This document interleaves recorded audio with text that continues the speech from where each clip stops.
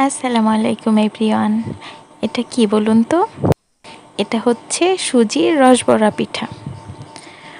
প্রথমে একটা বাটিতে 2টা ডিম, 1 কাপ চিনি এবং 1 কাপ তেল দিয়ে খুব ভালো করে ফেটিয়ে নিতে হবে।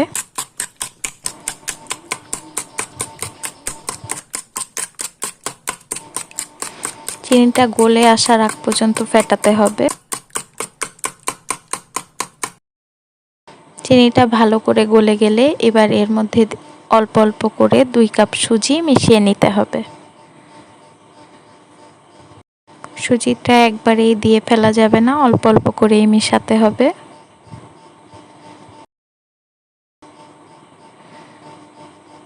এবার ডিমের সাথে সুজিটা খুব ভালো করে মেশানো হয়ে গেলে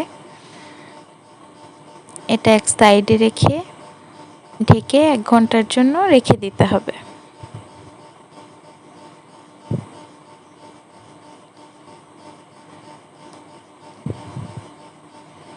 1 ঘন্টা পরে আবারও হাত দিয়ে একটু সুন্দর করে মেখে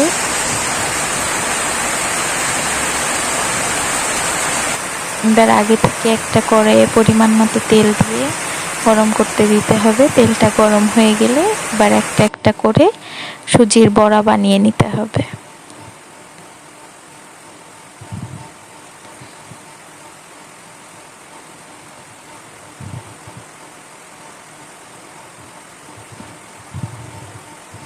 সুজির বড়াটা একদম লাল লাল হয়ে আসলে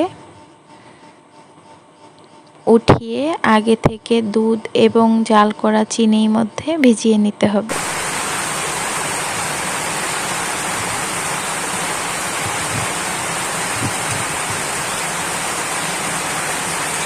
এখানে আমি আগে থেকে দুধ এবং চিনি জাল করে ঘন করে নিয়েছিলাম।